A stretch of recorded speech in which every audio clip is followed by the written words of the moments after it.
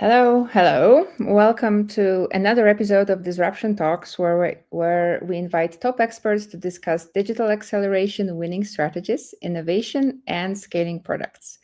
And today is another exciting one.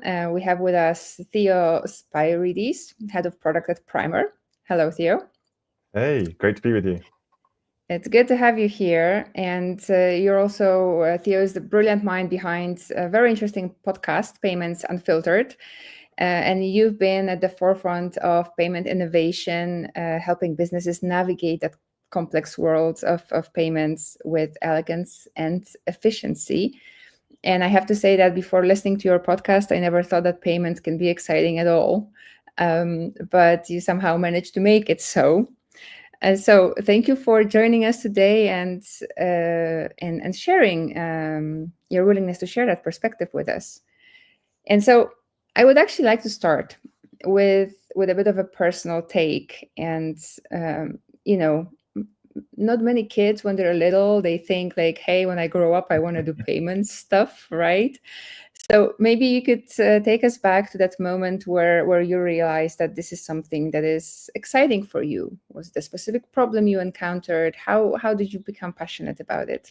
Yeah, of course. Well, I've always been in fintech for my entire career as a co-founder, engineer, and obviously on the product side. And I'm deeply passionate about solving hard, complex problems. And Hmm. fintech is perfect for that because it's high stakes. You're moving money, you're dealing with people's Yeah. funds, but you need an elegant customer experience, which kind of abstracts all the complexity. And so I've always loved fintech. And when I was looking for my next challenge, I actually saw a keynote about the product at Primer. And I was like, wow, that is a really exciting way of approaching the problem. And Hmm. I just wanted to be a part of the mission. And so that's when I really got deep into payments. And Okay. once you start working on payments, I think it's really hard to leave because what you find is a lot of passionate people in the community who want to solve these really hard problems. And there are so many problems, it keeps you pretty busy. Yeah, I can imagine. So, um, you know, there is for sure, and we're going to get there probably, a lot of technical stuff going on there. And we all very often see that pay now button, and we don't realize that behind that very simple interface and that, well, what seems to be a very simple interaction, there is like a whole big something happening. There's a whole ecosystem. Can you maybe illustrate that for us, or share a story that illustrates how that is transforming businesses and their success with payments? Yeah, absolutely. So uh, you hit a pay button and payment goes through and Yeah, you think that's it, right? But behind the yeah. scenes, every merchant needs an acquirer, the person that's going to accept the funds once those funds get moved. And that's the entry point, the acquirer, or what's sometimes called a PSP. Hmm. Then what the acquirer PSP does is once that pay button's selected, they're going to take those card details, take all the information about the payment. They're going to send it to the card network, Visa, MasterCard, and then they're going to send it downstream to your bank or card issuer. And then that flow comes back, and then that's when you see the Hmm. tick saying the payment was successful. Now that's like the most Yeah, basic flow.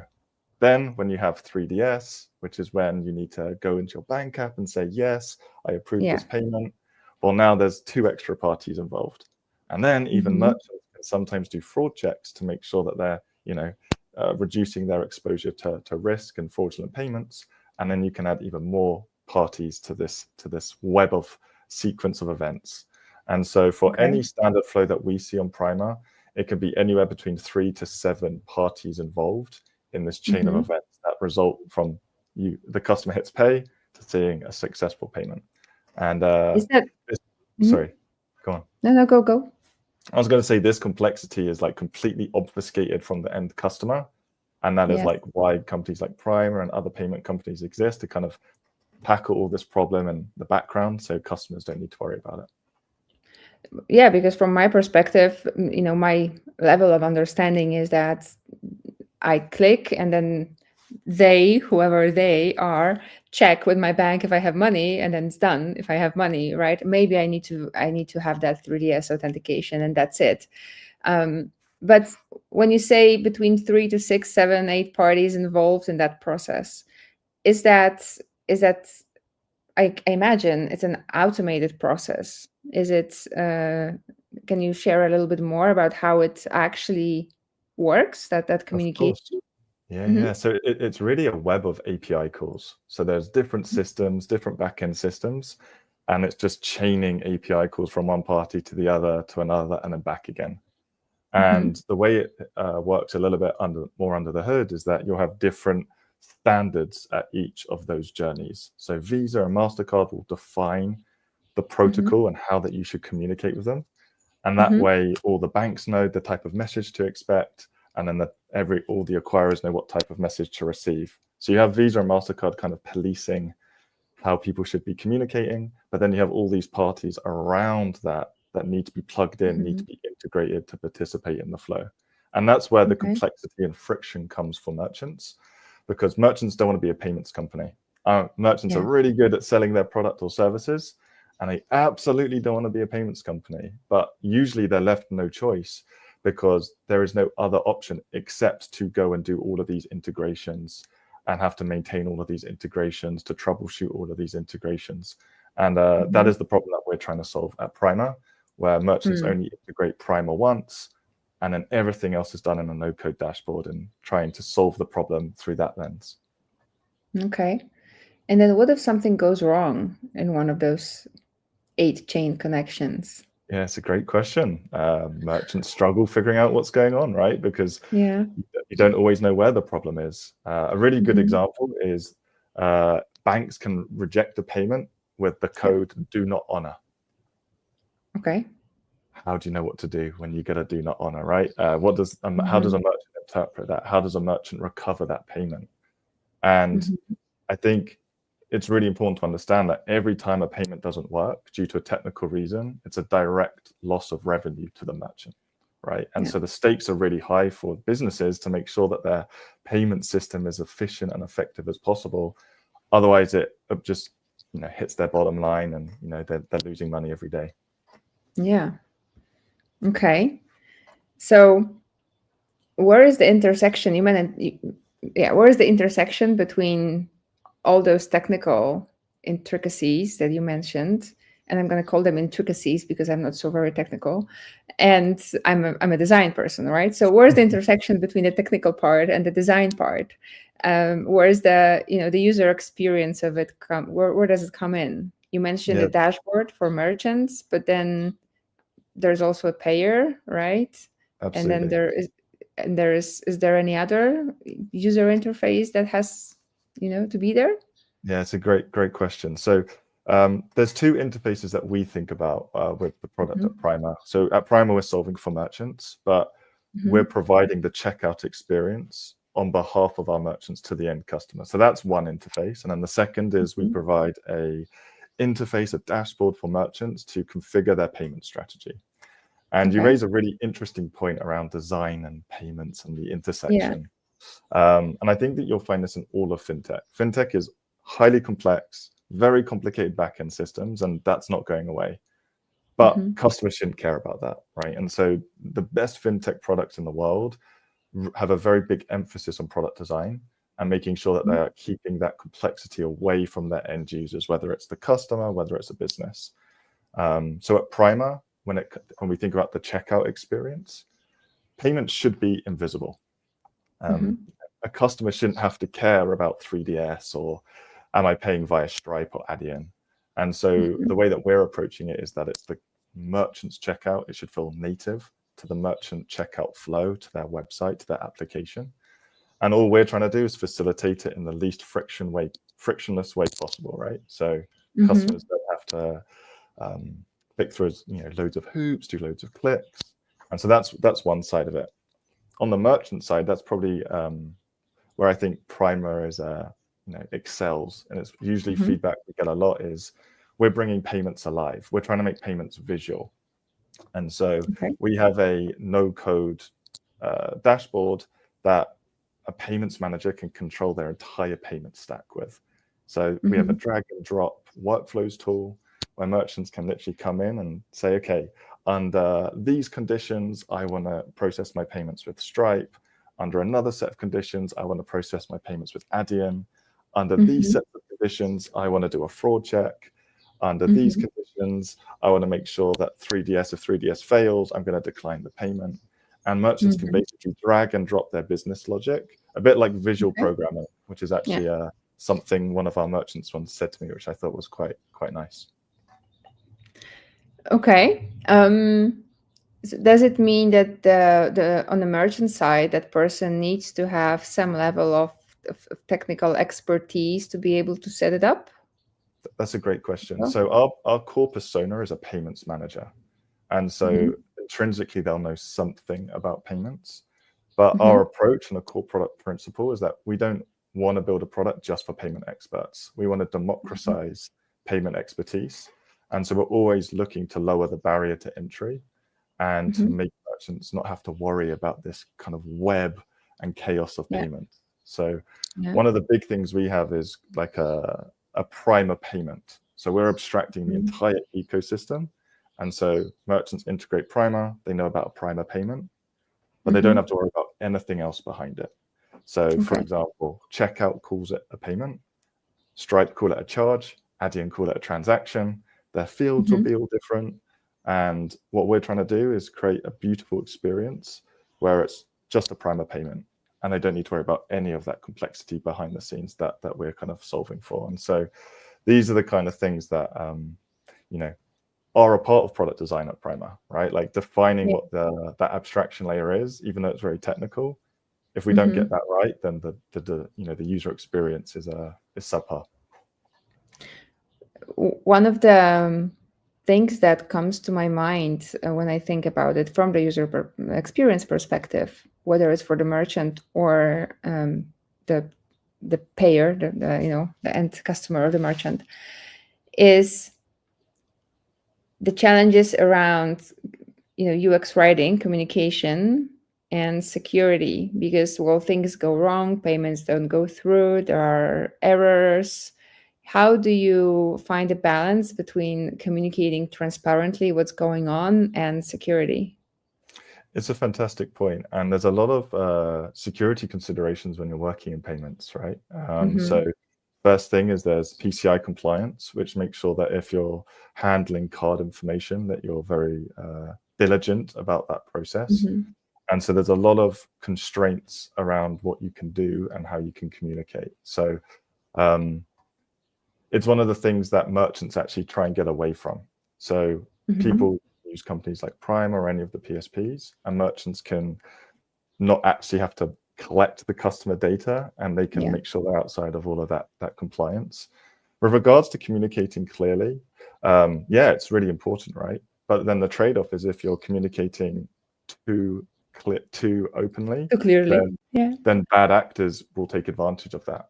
And so there are these things called like card attacks or bin attacks, where bad actors are just basically iterating through different card information, and they're trying to find a set of credentials that works. And if you're providing all of the information about why it's failing and all of these considerations, then you're going to be giving an advantage to the bad actor. So there's always this trade-off between frictionless experience for the end customer and security and protection against the business. And that is a seesaw that we see every merchant try and take on. Okay. So an ongoing challenge. Indeed. So when merchants do implement Primer, you mentioned you want to make it you want to bring payments to life, and you get good feedback from merchants. Can you describe maybe what really is this wow moment for them? When do they realize that it's a different quality?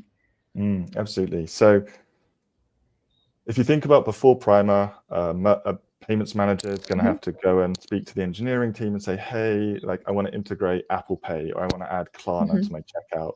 And they're going to have to wait in the queue, and then they can get the work done, and then they can release it, right?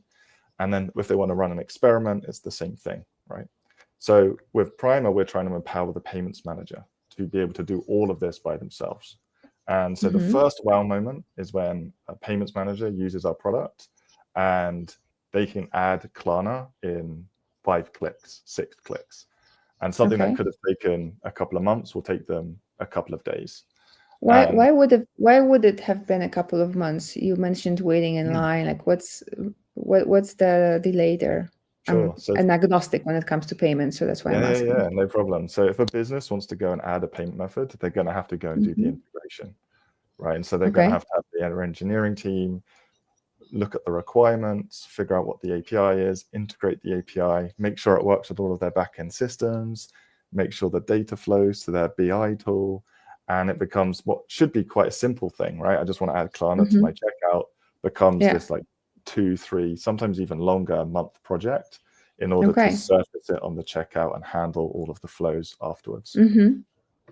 With Primer, because they just integrate Primer, they can actually activate Klarna in a couple of clicks in our dashboard, and it will just pop up in their checkout, right? And that is definitely a wow moment where, you know, we see this even in demos where we can say, hey, like what payment method do you want to see just appearing on the checkout, under what conditions?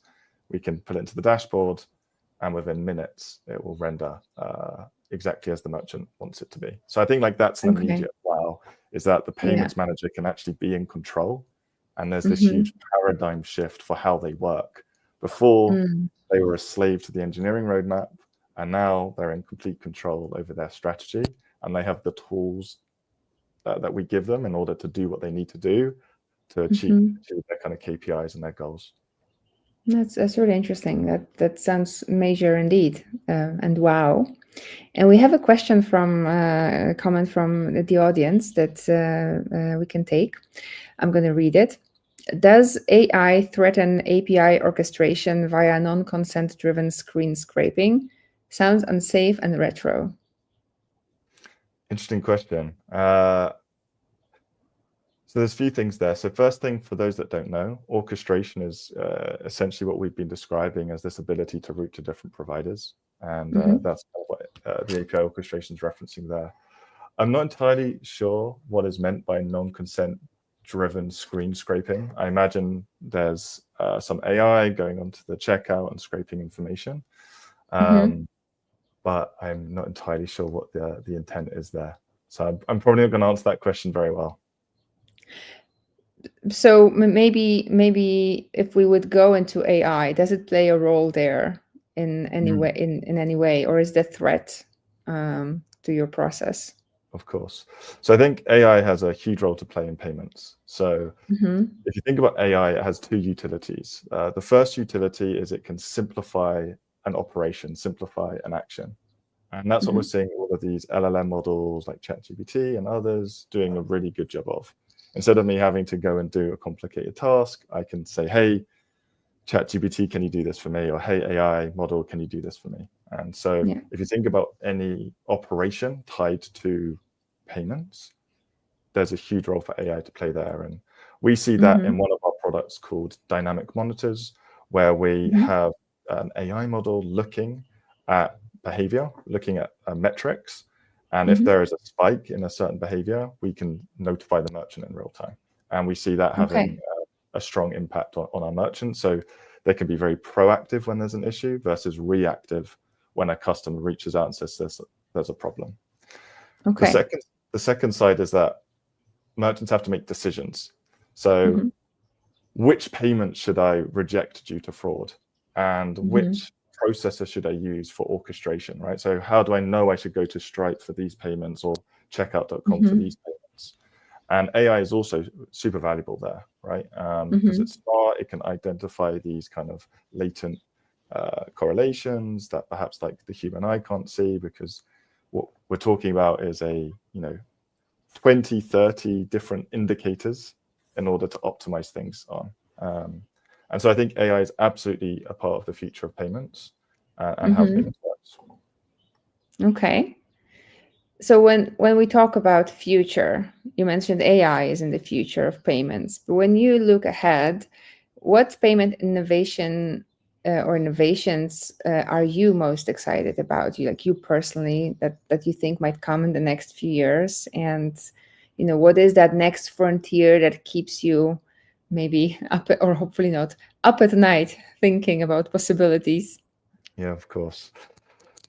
It's a great question. So I think the first thing is that we talked about at the very beginning, this trade-off that businesses have to make between friction, the least friction possible for a customer, and making sure that they balance it with security. And it's the seesaw that businesses wrestle with daily.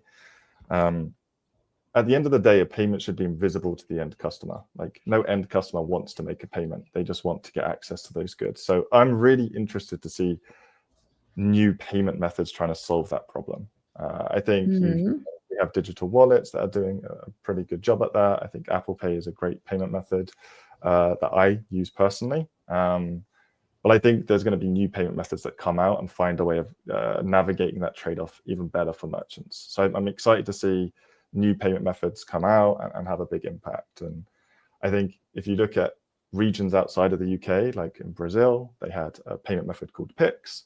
And within 2 to 3 years, it was the most popular payment method in the country. And so I'm excited to see more of those payment methods solve problems in local markets. So that's one thing that the nerdy side of me is keen to see. Yeah. And then the second is... Sorry, go on. I just wanted to relate to what you said about Brazil. Here in Poland, we have a payment method called Blik, which we are so very used to in Poland. It's a peer-to-peer payment. We can pay at a store. It's basically so versatile and universal that to the point that where we go abroad and it's not possible to do it, it feels weird that it's like, how come you don't have that? It's obvious, right? Exactly. But maybe add your second point. I wanted to challenge something, but I can let's wait. Of course.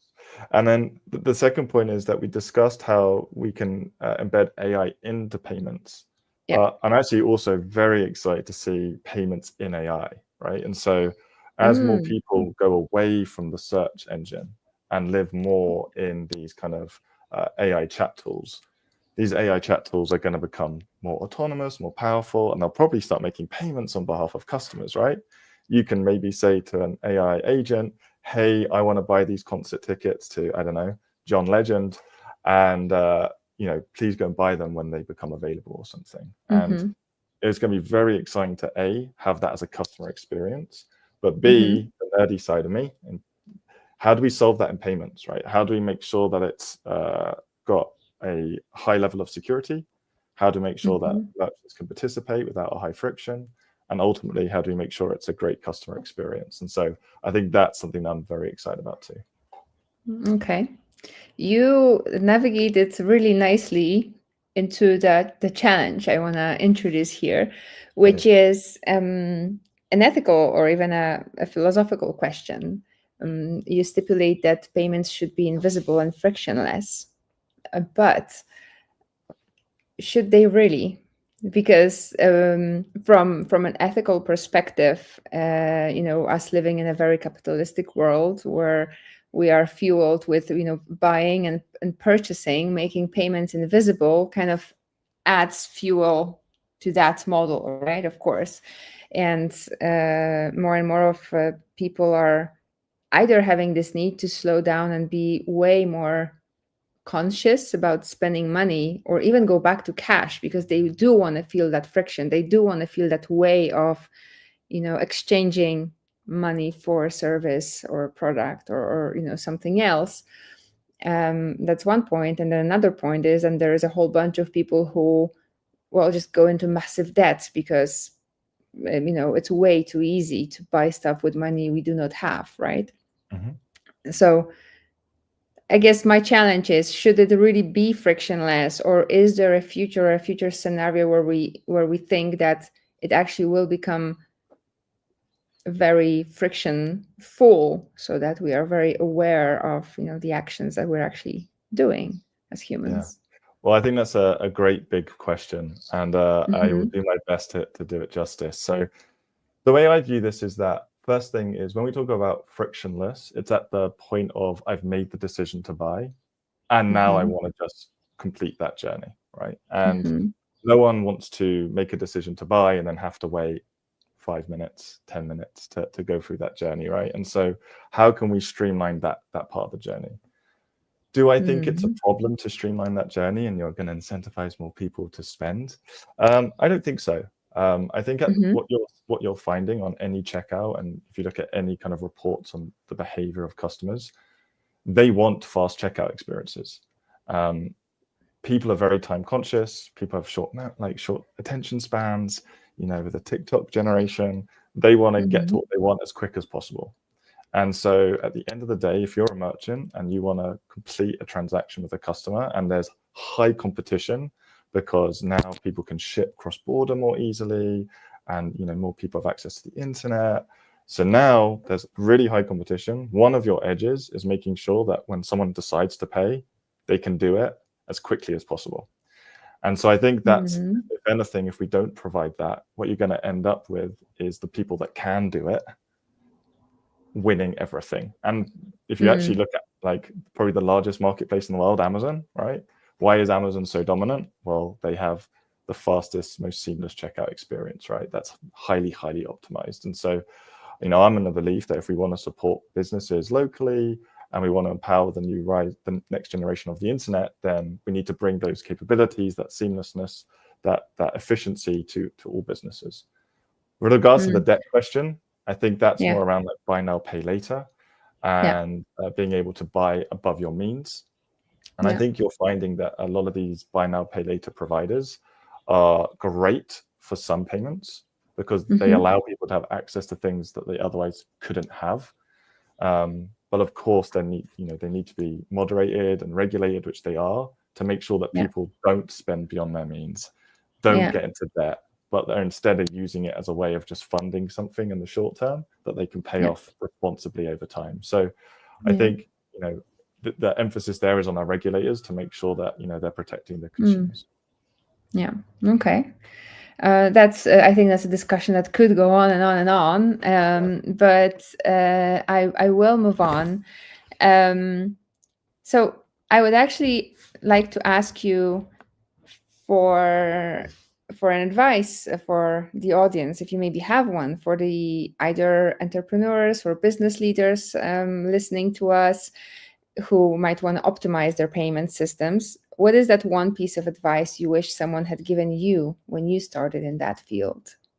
Of course. So I guess there's two things there. My advice to a business and how to approach payments, and then my advice for anyone wanting to be in payments. So maybe taking the first part, make sure payments doesn't become a bottleneck to your business.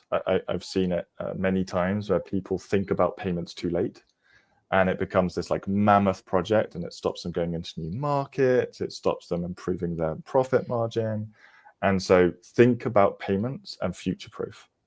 At the same time, don't become a payments company. Find the right partners and make sure that you're not having to reinvent the wheel, and find the partners you can trust that can help solve the problem.